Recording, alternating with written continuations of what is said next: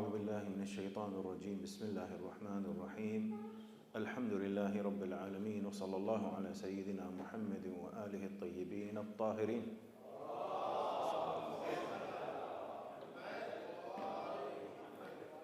كنت أتحدث بالأمس عن انعكاس فاجعة كربلاء على الحجاز، وكيف أن عبد الله بن الزبير عندما وصلت هذه الأخبار قام خطيبا بالناس وعظم مقتل الحسين عليه السلام وأظهر فداحة هذه الفاجعة، وبدأ الناس يبايعونه سرا، لم يعلن نفسه كخليفة في قبال يزيد، وإنما صار يبايع سرا. وأيضا تحدثت عن الخلاف بين ولاة يزيد، بين الوليد بن عتبة وعمرو بن سعيد الأجدق، وكيف أن الوليد بن عتبة صار يقول ليزيد بأن الأجدق ليس حازما بقدر كاف، وإلا كان يفترض أن يحسم مسألة عبد الله بن الزبير. ولذا أخطأ يزيد الخطأ الأول في التعامل مع عبد الله بن الزبير عندما عزل الأجدق وعين مكانه الوليد بن عتبة، أعاده من جديد. وأخطأ الخطأ الثاني عندما ابتلع الطعم الذي صنعه له عبد الله بن الزبير عندما أرسل رسالة عبد الله بن الزبير ليزيد بأن هذا الوليد بن عتبة إنسان أخرق، فإن أردت أن نصل إلى تسوية مناه، كأنه كان يمنيه بمسألة البيعة، بأنك إذا أردت أن نصل إلى تسوية فابعث رجلا أكثر حكمة من هذا الشخص. فعين عثمان بن محمد بن أبي سفيان وهو شاب لا يفقه شيئا وأشبه ما يكون بالطرطور وهذه كانت فرصة ثمينة جدا لعبد الله بن الزبير بأن يتمدد ويتحرك بشكل أكبر وأوسع في مكة والمدينة، ولكن حتى الآن ما زال الوضع طي الكتمان بالسر، ولكن الكل يعرف وإن لم يكن بشكل علني. حتى الشخصيات الأموية كلها تعرف بأن الأمور كلها تتجه باتجاه تأييد عبد الله بن الزبير. وقلت بأنه دخل على الخط شخصية مهمة اللي هي شخصية المختار بن أبي عبيد الثقفي، ولذا انتقلنا شوي إلى العراق مؤقتا حتى أبين كيف دخل المختار الثقفي على الخط والتحق بركب عبد الله بن الزبير. وقلت بأن عبيد الله بن زياد عندما وصلته أخبار سقوط الحجاز تقريبا من الناحية الشعبية، وإن لم تسقط من الناحية الرسمية السياسية، ولكن من الناحية الشعبية تقريبا سقطت بيد عبد الله بن الزبير، كان قلقا من انعكاس ذلك على العراق، بأن هذا قد يشجع شيعة علي سلام الله عليه في العراق على الثورة. ولذا كان يسأل من هو الشخصيات اللي ممكن أن تهدد وضعنا، فقيل له المختار بن أبي عبيد، استدعى المختار وجرى حوار عنيف بينهما.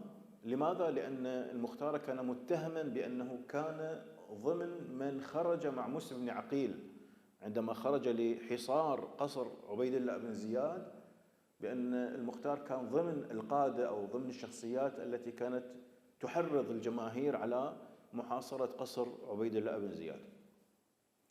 فتدخل عمرو بن حريث وقال له لا، ترى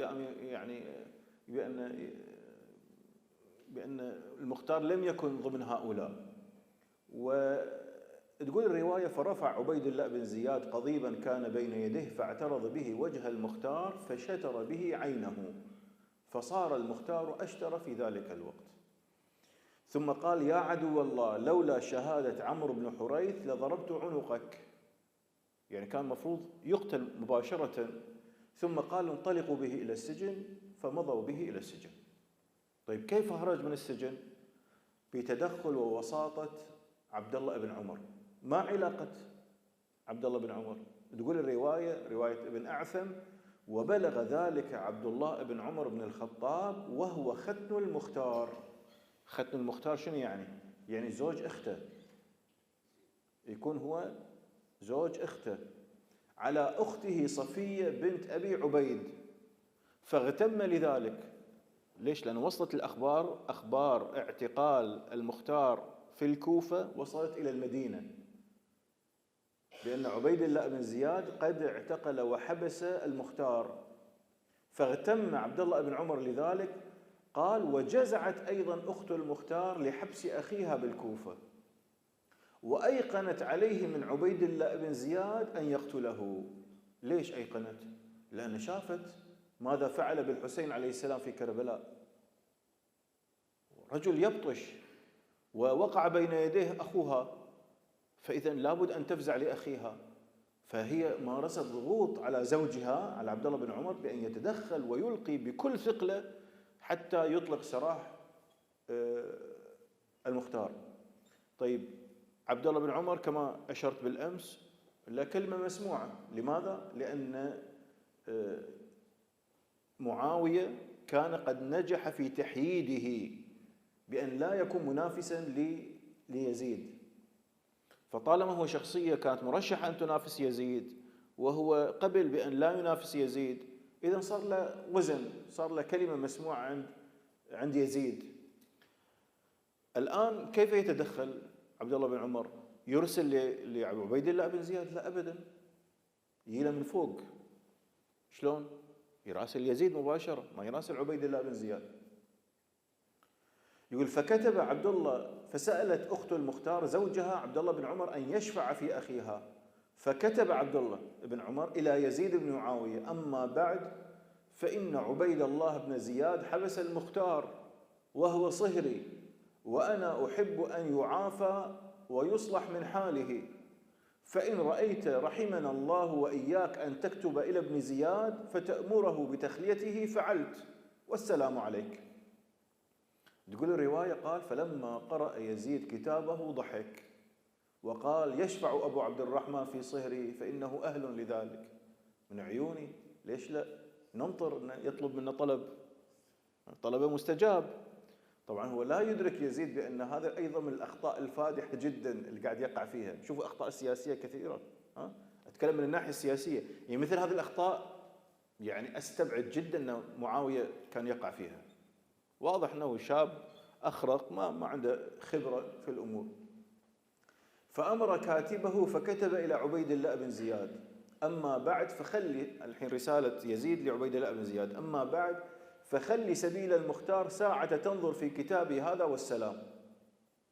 قال: فلما قرأ عبيد الله بن زياد كتاب يزيد بعث إلى المختار وأخرجه من السجن، فقال: شوف، إني قد أمهلتك 3، فإن أصبتك بالكوفة بعد 3 أيام ضربت عنقك، والسلام. هو يريد أن يرتاح منه، ولكن ما يدري أنه قاعد يدفع به إلى منطقة خطيرة جدا. فخرج المختار من الكوفة قاصدا نحو الحجاز ليلتحق بعبد الله بن الزبير. لماذا؟ لأنه رأى أن الكوفة ما زالت ممسوكة بيد من حديد، بيد عبيد الله بن زياد، بخلاف الحجاز المضطربة التي هي بيد عثمان بن محمد بن أبي سفيان هذا الشاب. وإلا فالمختار كان يرغب في أن يكون حراكه في الكوفة. ترى يعني المختار عندما ذهب إلى الحجاز كان يرغب أن يشتغل في الكوفة لتشعب علاقاته فيها، في العراق عموما وفي الكوفة خصوصا. فإذا تحرك فيها فإنما يكون في ملعبه وبين جمهوره كما يقال. ولكن الآن اضطر إلى الذهاب إلى الحجاز. في نهاية المطاف أيضا هو ليس غريبا عن الحجاز. لماذا؟ لأنه مختار ابن أبي عبيد شنو؟ الثقفي من ثقيف، وثقيف وين؟ في الطائف، يعني مكانه في الطائف. طيب الآن سوف يلتقي المختار هذا السياسي الكبير بسياسي كبير آخر اللي هو عبد الله بن الزبير. يعني كل واحد فيهم يفكر بعقلية سياسية، كل واحد فيهم ترى تعبيرنا الكويتي نقول ذيب. كتب ابن أعثم: ثم ضرب المختار راحلته ومضى حتى صار إلى مكة، فدخل على عبد الله بن الزبير فسلم عليه وحياه. الآن المختار وصل إلى مكة، فرحب به ابن الزبير وقربه وقال: من أين أقبلت يا أبا إسحاق؟ هذا لقب المختار أبو إسحاق. من أين أقبلت يا أبا إسحاق؟ قال: من الكوفة. قال: فما تخبرني عنهم؟ عطني توصيف لأهل الكوفة، سمعنا الحسين عليه السلام قتل وخذلوه، شنو الوضع بالضبط؟ قال: أخبرك عنهم أنهم في السر أعداء وفي العلانية أتقياء أو أولياء. شنو يعني؟ يعني هم في السر أعداء لبني أمية وفي العلانية أولياء لبني أمية. فقال له عبد الله بن الزبير: هذه والله صفة أهل السوء العبيد، إذا حضر مواليهم خدموهم وإذا غابوا عنهم عابوهم. فقال المختار: ذرني من هذا، اترك الحين، اترك مسألة الكوفة ووضع الكوفة، ابسط يدك أبايعك وأعطنا ما يرضينا، أنا أبايعك في قبال أنك أنت أيضا تعطيني شيء، وثب بنا على الحجاز حتى نأخذها، نريد أن نسيطر على الحجاز بعد خلاص، فإن أهل الحجاز كلهم معك وأنت أقرب إلى جماعة الناس وأدهى عند ذوي النهى من يزيد بن معاوية. فإذا مباشرة هو عرض عليه بأن يبايعه، لأن مثل ما قلت لكم عبد الله بن الزبير حتى تلك اللحظة لم يعلن بأنه هو خليفة، قاعد يشتغل من تحت لتحت. هذا جاي المختار غريب عن المنطقة وفضحها، قاعد يتكلم بالعلن ويقول له: تعالوا والله خلني أبايعك وشنو ونثب على الحجاز وكذا، وأنت يعني أهل الحجاز كلهم معك وأدهى، أنت أدهى عند ذوي النهى من يزيد بن معاوية. قال: فسكت ابن الزبير ولم يقل شيئا. طبعا هنا عندي تعليق، كما أشرت بأن الزبير سكت ولم يعلق لأن عبد الله بن الزبير تحدث في العلن بما لا ينبغي، فمكة ما زالت خليطة وفيها عيون ليزيد. لكن المختار فوجئ من سكوت ابن الزبير وشعر بالحرج. يعني شنو بعبارة أخرى بتعبيرنا الكويتي شنو نقول؟ اندقر. يعني هو جاي متحمس، جاي من العراق وكذا، وشاف عبد الله بن الزبير يسكت، فقام المختار من عنده مغضبا فركب من ساعته ومضى إلى الطائف، راح عند أهله، عند مدينة آباء وأجداده ثقيف، فأقام بها حولا كاملا عند بني عمه من بني ثقيف. يعني من 61 ل 62 هجرية المختار يجدد العهد بأعمامه وأقربائه من ثقيف في الطائف. قال: وافتقده عبد الله بن الزبير، يعني فجأة يعني جاء المختار وفجأة اختفى. فقال لبعض من يلوذ به من أصحابه: لك علم بالمختار ابن أبي عبيد؟ شنو أخبار هذا؟ شفناه فجأة واختفى فجأة. فقال هذا صاحب عبد الله بن الزبير، قال: ما لي به علم منذ رأيته عندك ها هنا، ولكني سمعت نفرا من أهل الطائف يذكرون أنه مقيم عندهم هناك وأنه يزعم أنه صاحب الغضب. يعني من ذاك الوقت، من لما جاء وطلع المختار ترى من السجن وهو يقول: أنا صاحب الغضب وأنا عندي مشروع وأنا راح أقلب الطاولة على بني أمية، ويقول هذا الكلام بطريقة فيها سجع، كلامه فيه سجع بطريقة تشبه طريقة الكهان. الكاهن هو دائما اللي يتكلم ويتنبأ بالأشياء بالمستقبل ويقول كلامه بشكل فيه سجع. فيزعم أنه صاحب الغضب وأنه مبير الجبارين وقاتل المحلين. شوف هاي طريقة فيها سجع، مبير الجبارين وقاتل المحلين. قال: فضحك ابن الزبير ثم قال: قاتله الله من متكهن كذاب، والله لئن أهلك الله الجبارين فإن المختار أولهم. قال: فما كان بأسرع من أن قدم المختار من الطائف بعد ذلك ب3 أيام. أنا أتوقع وصلوا خبر للمختار أن ترى عبد الله بن الزبير يسأل عنك، وينك؟ لازم يبين نفسه شوية عشان مرة ثانية يدخل معاه بديل صفقة. فأقبل نحو البيت الحرام، جاء من الطائف وعبد الله بن الزبير ينظر إليه وعنده نفر من أصحابه. عبد الله بن الزبير وين كان يقعد عادة؟ ويعتبر نفسه هو الحين زعيم ترى مكة، يقعد في الحجر، شايفين حجر إسماعيل؟ داخل حجر إسماعيل مقابل الكعبة. هذا المكان عادة كان يقعد فيه عبد المطلب جد النبي صلى الله عليه وآله، كان النبي يلعب هناك وهو طفل صغير وكذا في الروايات. هذا مكان عبد المطلب، مكان زعيم قريش. فهو هذا عبد الله بن عمر هذا مكانه صار، يعني انا قلت عبد الله بن الزبير. عبد الله بن الزبير يقعد في هذا المكان. طبعا هو قاعد يشوف الحين، عبد الله بن الزبير يشوف المختار جاي ويبي يعتمر. حتى دنا المختار من البيت واستلم الحجر الأسود ثم طاف فصلى ركعتين وجلس، فجاءه قوم من أهل مكة فسلموا عليه عنده، فقال عبد الله بن الزبير لأصحابه: إني لا أراه يصير إلينا. الظاهر هذا خلاص يعني ما راح يجي معنا، ما راح يصير ويانا، ظاهر اتخذ موقف مطنقر الرجال. فقال العباس بن سهل الأنصاري، هذا شخص من جماعة الزبير: إن شئت أتيتك به أو بخبره. إيش رأيك أروح أجس النبض، أرمي السنارة أشوف في نابر بتعبير له، شوف شلون مايته هذا المختار.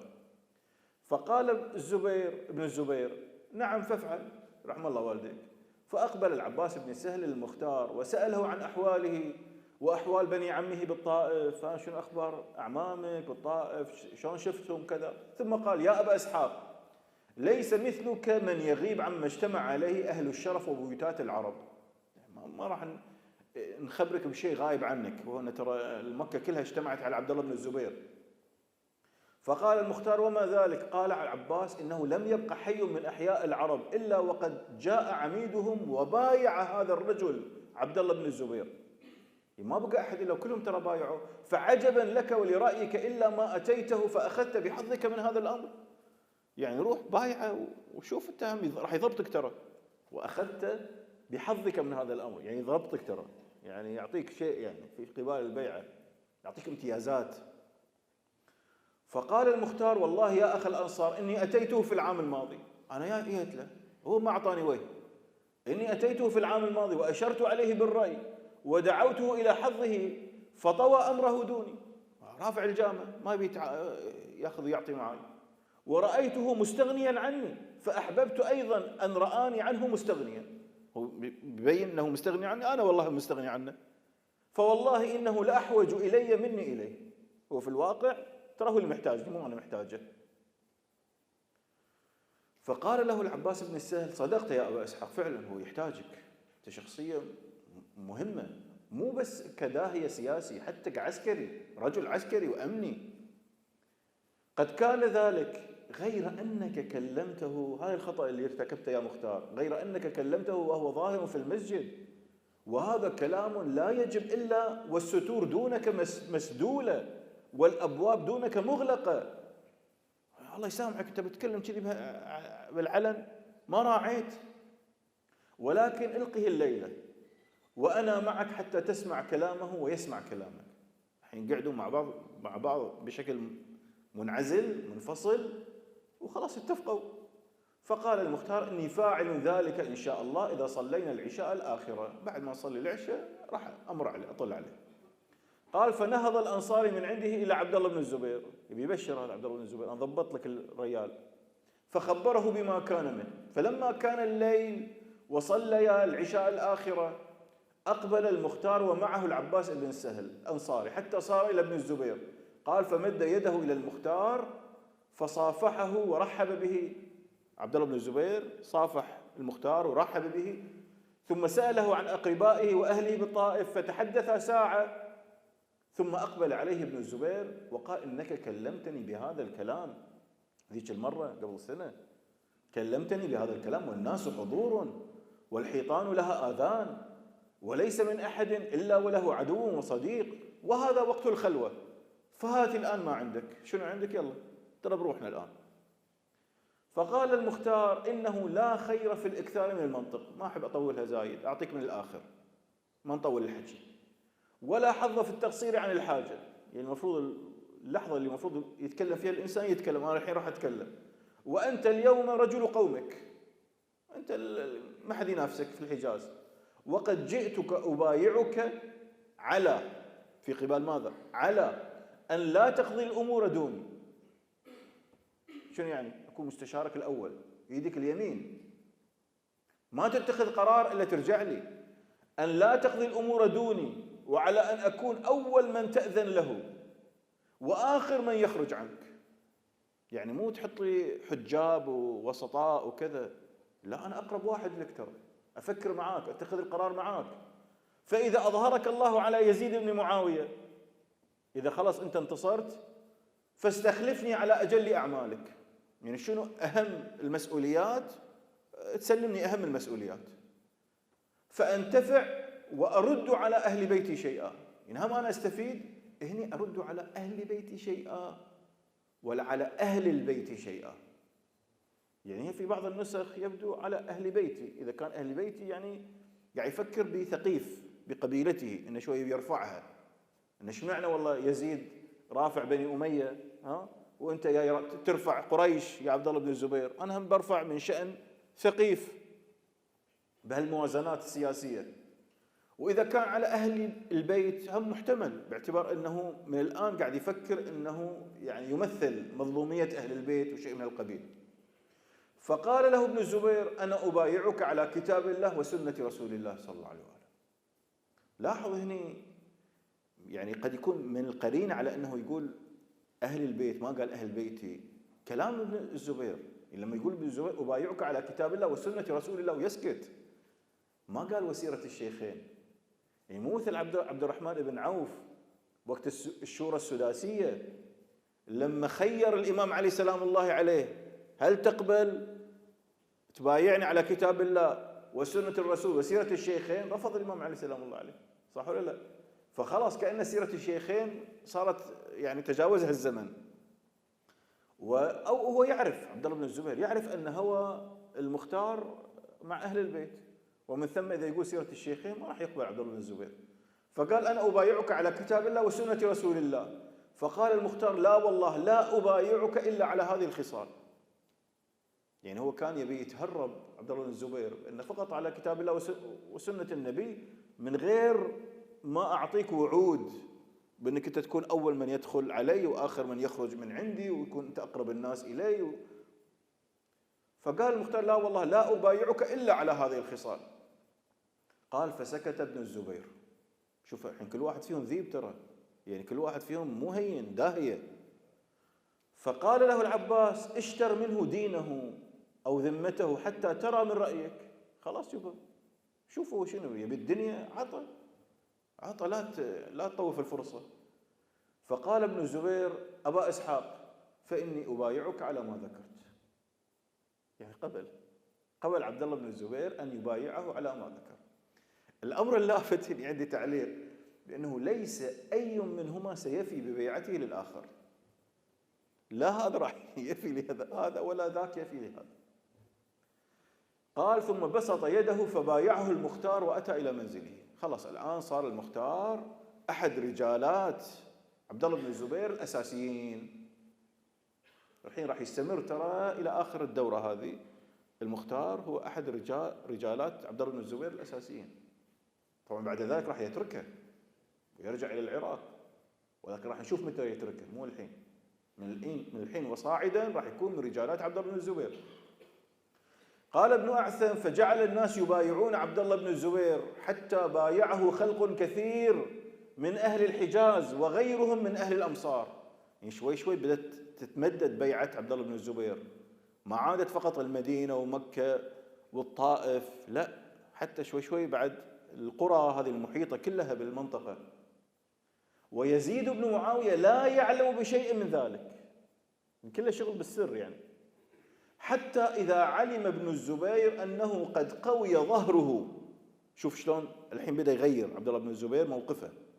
حتى إذا علم ابن الزبير أنه قد قوي ظهره بهؤلاء الخلق الذين قد بايعوه، أظهر عيب يزيد سرا وجهرا. بدأ يجاهر بسب يزيد بالسر والعلن، وجعل يلعنه ويقول فيه وفي بني أمية كل ما قدر عليه من الكلام القبيح. ثم إنه كان يصعد المنبر. شوفوا حتى الآن ترى ما أعلن أنه هو خليفة، بس شنو غير، صار في شفت، في يعني نقلة. شنو هذه النقلة؟ إنه بدأ يظهر سب ولعن يزيد وبني أمية علانية. ثم إنه كان يصعد المنبر فيقول: أيها الناس، إنكم قد علمتم ما سارت به فيكم بنو أمية من نبذ الكتاب والسنة وما سار به معاوية بن أبي سفيان أنه تأمر على هذه الأمة بغير رضا وادعى زياد بن أبيه، أن معاوية ادعى زياد لحقه بنسبه، صار اسمه زياد بن أبي سفيان مو زياد بن أبي، ردا منه على رسول الله صلى الله عليه وآله، والنبي يقول الولد للفراش وللعاهر الحجر، فادعى معاوية زيادا وزعم أنه أخوه، وقتل حجر بن عدي الكندي ومن معه من المسلمين، ثم أنه أخذ البيعة. شوف هذه كل المثالب المأخوذة على معاوية. ثم إنه أخذ البيعة لابنه يزيد في حياته ونقض ما كان في عنقه من بيعة الحسين بن علي عليه السلام. هذه جملة جدا مهمة، لأن إذا صح هذا الكلام فهذا يؤكد بأن في صلح الحسن، لأن في كلام بين الباحثين بأن لما ضمن بنود صلح الإمام الحسن مع معاوية بأنه إذا مات معاوية تنتقل الخلافة لمن؟ للحسن عليه السلام، هذا متفق عليه. الآن هذه الإضافة مختلف فيها بين الباحثين، فإن مات الحسن فالأمر إلى الحسين. البعض يقول لا، هذه الإضافة مو معلومة، بس مثل هذه العبارات تؤكد من كلام عبد الله بن الزبير ونقض ما كان في عنقه من بيعة الحسين بن علي، بأنه يفترض أن يكون الحسين بن علي بشكل آلي وفقا لصلح الحسن عليه السلام. ثم هذا يزيد بن معاوية قد علمتم ما فعل بالحسين عليه السلام وإخوته وأولاده وبني عمه، شفتوا ايش سووا فيهم في كربلاء، وقتلهم كلهم وأسر من بقي منهم وحملهم إلى الشام على محامل ليس لهم وطاء. شوف هذا الكلام، المعلومات هذه كلها مفيدة مهمة، لأنها قاعد تصدر من فم عبد الله بن الزبير تؤكد حقائق تاريخية.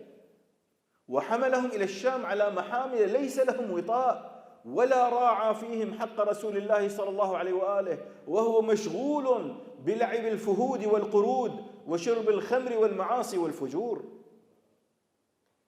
إذن هذا الكلام، هذه الدرجة من الوضوح والصراحة ما كانت معهودة، لا، بدأ يتكلم عبد الله بن الزبير. قال ابن أعثم: وبلغ ذلك يزيد فلم تحمله الأرض غيظا. ليش؟ لأنه هو حاول شوفوا يعني كم مرة قاعد يماكر عبد الله بن الزبير يزيد، كم مرة، عشان كذي ترى يعني لو بإيدهم يقطعونه قطعة قطعة يقطعونه، ترى حقدهم على عبد الله بن الزبير أكثر بكثير من حقدهم على الحسين عليه السلام. ليش؟ لأن مثل ما قلت لكم الحسين كان واضحا وشفافا، هذا من البداية. لما الوالي في المدينة قال تعال، راح طلع من المدينة سرا وتنكب الطريق. شوف هذا الاستفزاز الأول. الاستفزاز الثاني إن لما اعتقلوا جماعته وضربوهم وبعدين أرسلوا جيش بقيادة أخوه عمرو، شنو؟ قاتل هذا الجيش وهزم هذا الجيش، فأحرج يزيد. هذا الاستفزاز الثاني. الاستفزاز الثالث، هذا بس اللي أذكره ترى من الاستفزازات يعني، ولا الواحد لو يبي يرصدهم كثيرة جدا.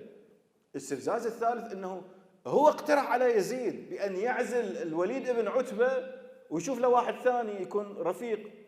زين، اختار له واحد رفيق، ولكن هو شنو؟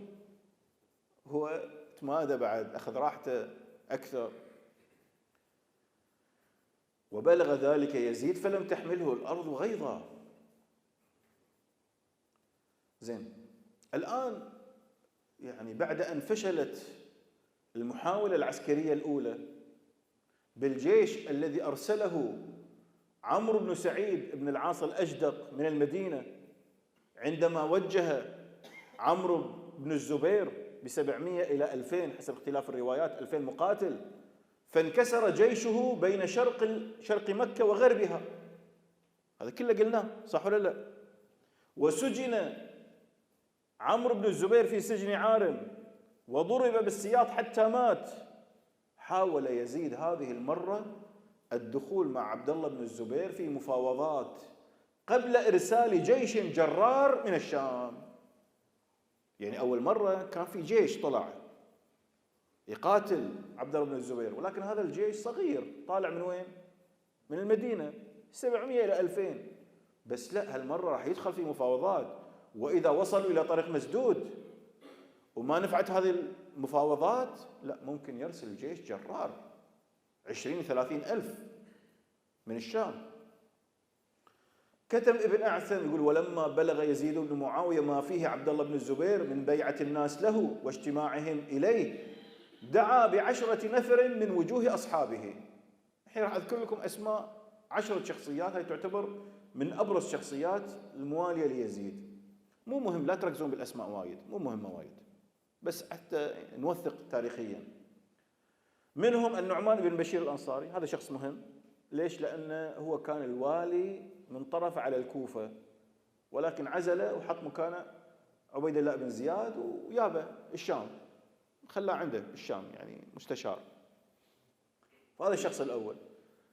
وشريك بن عبد الله الكناني، وزمل بن عمرو العذري، ومالك بن هبير السكوني، وعبد الله بن عضات الأشعري. هذا شوي مهم لأنه هو راح يكون المفاوض الرئيسي، راح يحتد الكلام بينه وبين عبد الله بن الزبير. عبد الله بن عضال الأشعري، وروح بن زنباع الجذامي، وأبو كبشة السكسكي، وسعيد بن عمرو الهمداني، وعبد الله بن مسعد الفزاري، وعبد الرحمن بن مسعود الفزاري. هذول 10. فدعا بهؤلاء 10 ثم قال لهم إن عبد الله بن الزبير قد تحرك بالحجاز وأخرج يده من طاعتي ودعا الناس إلى سبي وسب أبي. أنا شوي عندي تعليق. طيب يا يزيد، أنتم يا بنو أمية أنتم الذين سننتم هذه السنة بسب علي عليه السلام على المنابر على مدى عقدين من الزمان. الآن يعني لما النار قربت صوبكم وارتد الموضوع عليكم متألم؟ زين أهل البلد ما يتألمون لما يسب عليه سلام الله على المنابر؟ وقد اجتمعت إليه قوم يعينونه على ذلك ويزينون له أمره، وأنا أكره البغي عليه قبل الاعتذار إليه، ولكن صيروا إليه قبل لا أدز أنا جيش أبي أتم الحجة عليه. فإذا دخلتم عليه فعظموا حقه وحق أبيه الزبير. يتكلمون كلام لطيف، عطوه من هالكلام الطيب. عظموا حقه وحق أبيه. ليش؟ لأن هذا فن التفاوض، إحراج الطرف الآخر بالمدح. كقوله تعالى، الله سبحانه وتعالى يشير إلى هذا المعنى من كلام قوم شعيب. شوف، قالوا يا شعيب أصلاتك تأمرك أن نترك ما يعبد آباؤنا أو أن نفعل في أموالنا ما نشاء؟ معقولة يا شعيب؟ إنك لأنت الحليم الرشيد. شايفين هذا الأسلوب في التفاوض؟ أنت حليم رشيد، أنت إنسان عاقل، أنت إنسان رزين، أنت كذا كذا. إحراج الطرف الثاني. يقول يزيد لهؤلاء 10: وخبروه بالذي بلغني عنه. ترى واصلتني الأخبار أول بأول أنه قاعد يصعد المنبر ويسبني ويسب أبوي. وسلوه بعد ذلك أن يلزم الطاعة ولا يفارق الجماعة، يلتزم حدوده ويلتزم بالطاعة، وأن يرجع إلى الأمر الذي خرج منه، وعليكم بالرفق والتأني. فإن أجاب إلى ذلك فخذوا بيعته وانصرفوا عنه. خلاص. في السابق طبعا كان مقسم بأن شنو؟ أن ما يقبل بيعته حتى يؤتى بالجامعة. بالجامعة. الحين تنازل الرجل، تنازل بعد ما انكسر جيش المدينة، قال خلاص أنت حتى لو بايعني بهالطريقة ما في مشكلة. وإن أبى إلا العداوة وشق العصا فخوفوه وحذروه ما نزل بالحسين بن علي. شو هاي طريقة كي الوعي؟ إن ترى شوف أنت لازم تعتبر شنو سوينا بالحسين بن علي، راح يكون مصيرك نفس المصير. وليس الزبير عندي بأفضل من علي بن أبي طالب رضي الله عنه. ترى الزبير مو أحسن من علي عندي، ولا ابنه عبد الله بأفضل من الحسين بن علي. مع ذلك شوفوا ايش سويت بالحسين. فإذا أنت يعني وضعك راح يكون أسوأ. وانظروا أن لا تلبثوا عنده، لا تطولون عنده وايد، لأن قاعد أغلي. فإني متعلق القلب بورود خبركم علي. يعني راح أظل قلق ترى. ولا قوة إلا بالله العلي العظيم. يلا توكلوا على الله. قال: فخرج القوم من الشام وساروا إلى مكة، ودخلوا على عبد الله بن الزبير، وعنده يومئذ المختار ابن أبي عبيد. قلنا خلاص بعد صار دخل على الخط المختار. وعبد الله بن مطيع العدوي، قلنا هاي الشخصية رئيسية اللي كانت في المدينة وحبسوها وبعدين طلع من الحبس وكذا. والعباس بن سهل الأنصاري، هذا الوسيط اللي كان بين عبد الله بن الزبير وبين المختار. ووجوه أولاد المهاجرين والأنصار. شوف وجوه، أو ليش؟ لأن احنا قاعد نتكلم عن خلاص الجيل الثاني الحين بدأ يدخل على الخط. يعني تسألني زين وين أصحاب النبي صلى الله عليه وآله؟ أقول لك أكثرهم إما ماتوا أو تقدموا في السن، كلهم شياب ترى. عبد الله بن عباس شفنا ما يعني شبه أعمى، ما يشوف عدل. والبقية ترى شياب موجودين في المدينة أغلبهم، وجزء منهم في مكة كبار في السن.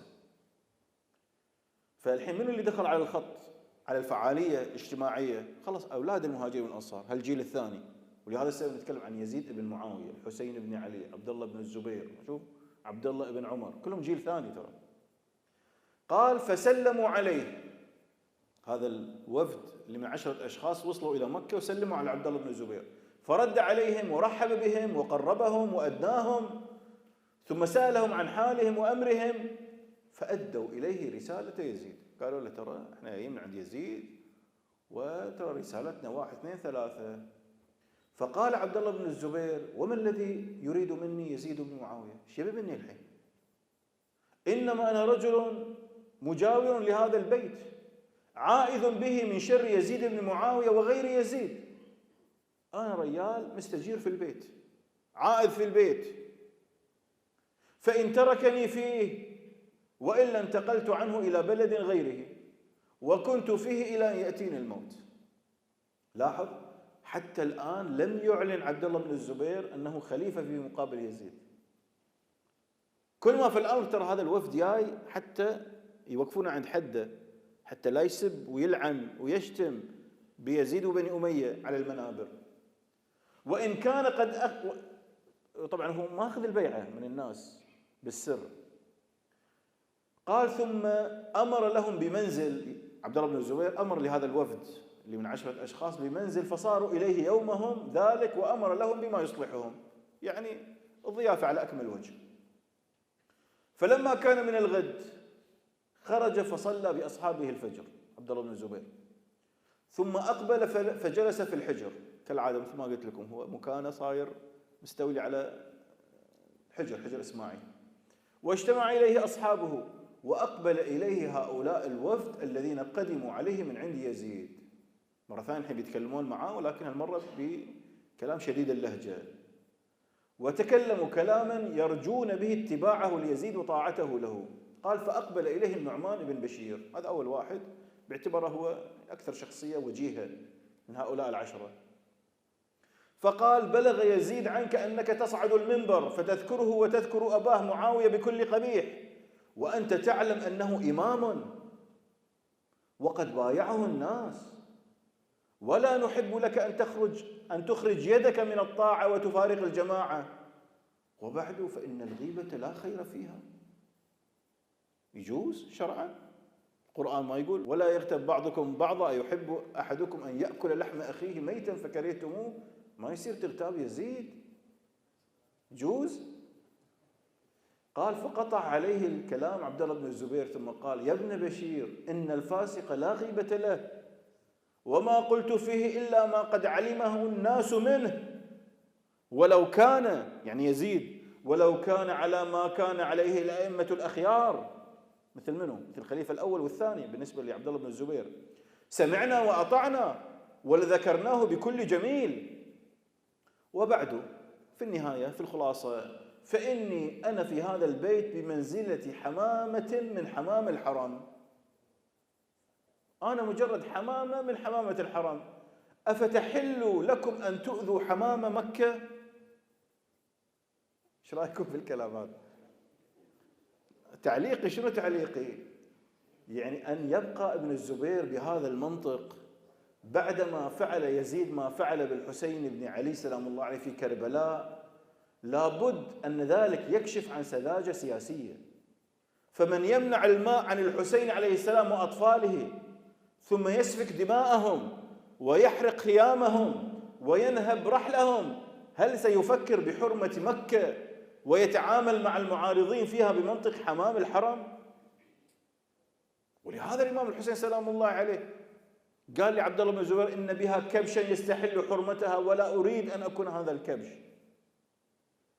قال: فغضب عبد الله بن عضاة الأشعري فقال: نعم والله يا ابن الزبير، نؤذي حمام مكة ونقتل حمام مكة، وما حرمة حمام مكة يا ابن الزبير؟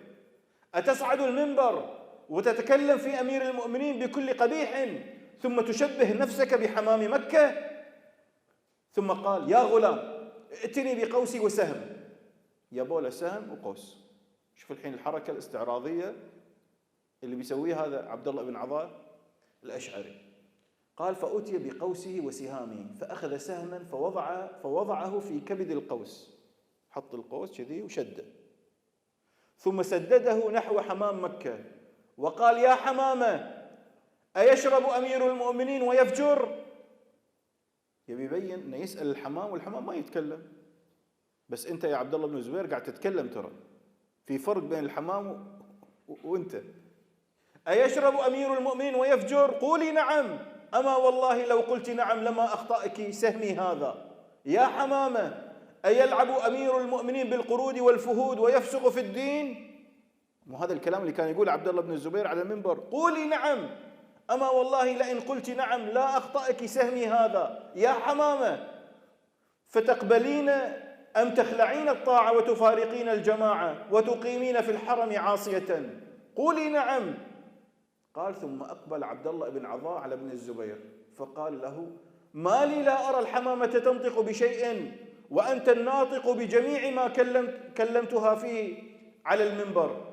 أما والله يا ابن الزبير إني خائف عليك، وأقسم بالله قسما صادقا لتبايعن يزيد طائعا أو كارها، أو لتعرفني في هذه البطحاء وفي يدي راية الأشعريين.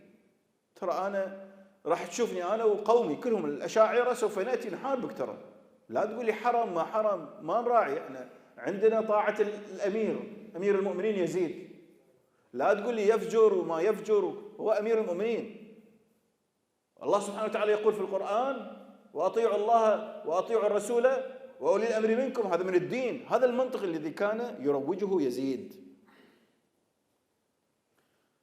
قال: فقال له المختار بن أبي عبيد، المختار هم دم حار ما يسكت يعني: أما والله يا ابن عضاة، لئن أنت رمت ذلك وأردت بصاحب هذا البيت سوءا ليدمرن الله عليك وعلى صاحبك يزيد كما دمر على أصحاب الفيل إذ راموه فجعل كيدهم في تضليل، فإن شئت فرم ذلك. يلا تفضلوا خلينا نشوف شجاعتكم شطارتكم شلون تهتكون الحرم.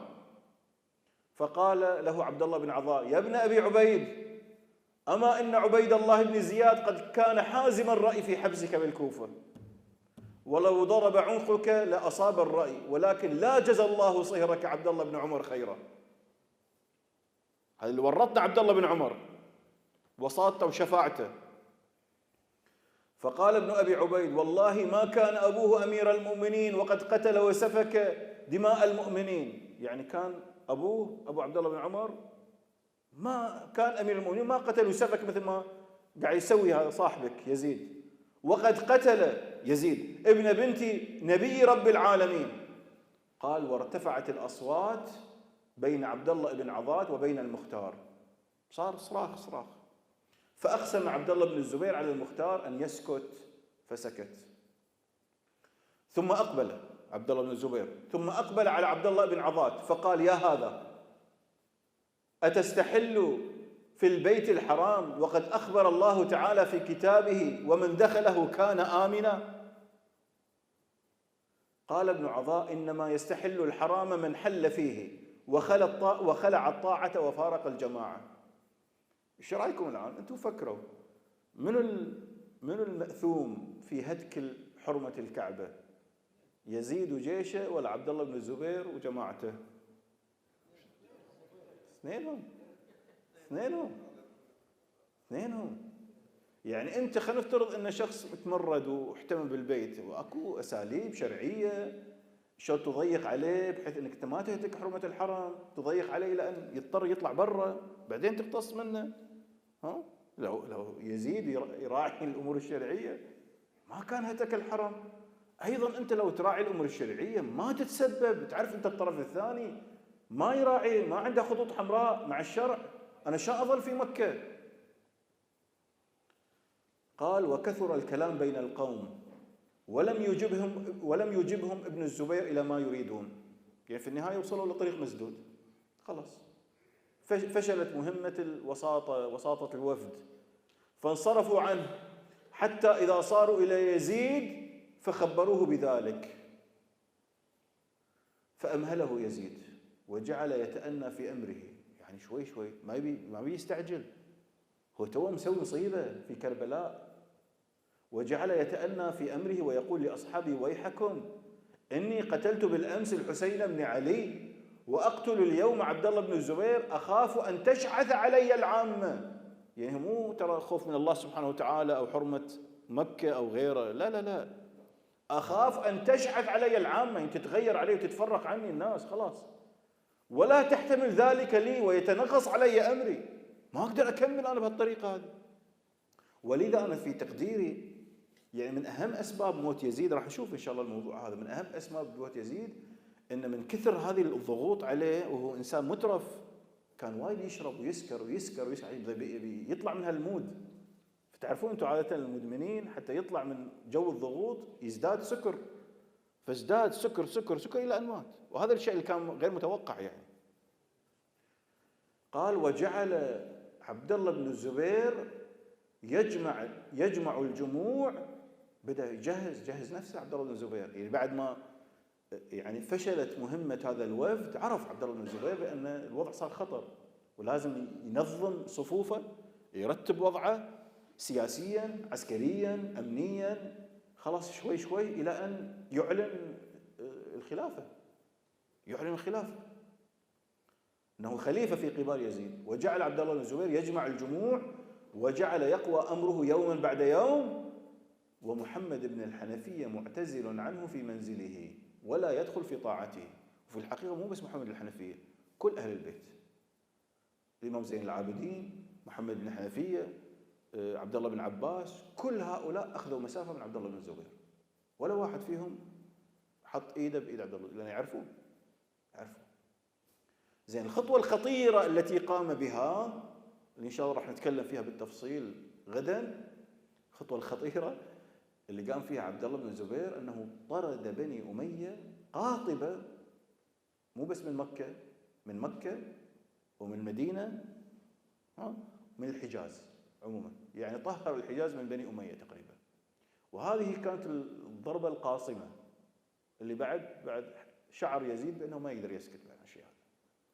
كيف يعني إهانة كبيرة، كيف يطرد أعيان بني أمية وهو يعتبر أن الحجاز له؟ فلما ينطردون بني أمية من الحجاز شنو يعني أنتم ما لكم مكان هني، بني أمية ما لكم مكان وأنا الخليفة على الحجاز. فطرد بني أمية يعني إعلان الخلافة بشكل طبيعي. وراح نشوف أن هذا الشيء راح ينعكس على المدينة، لأن أيضا في المدينة في أعيان بني أمية راح يطردون أيضا من المدينة، وراح تداعى الأمور مثل أحجار الدومينو، بعد ما حد يقدر يسيطر عليها. كل هذه الأمور جرت بعد كربلاء، وفي فترة بين سنة 61 وبدايات 62، خلال هالسنة 62 نصف 62 بهالحدود تقريبا الأحداث، خلال سنة ونصف تقريبا. كل هذا اللي قاعد أقوله جرى خلال سنة ونصف تقريبا. إن شاء الله غدا سوف أكمل من هذه النقطة التي يطرد فيها عبد الله بن الزبير بني أمية من مكة ثم بالمدينة، وكيف راح الأمور تتطور يعني تتأزم بشكل كبير جدا. الأمر الذي سوف يضطر يزيد إلى أن يرسل جيشا جرارا يسحق المدينة ويسحق مكة.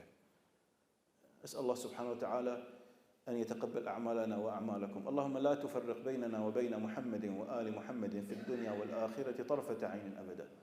أحينا حياتهم وأمتنا مماتهم. اللهم عجل ظهور مولانا صاحب العصر والزمان، واجعلنا من أنصاره والمستشهدين بين يديه.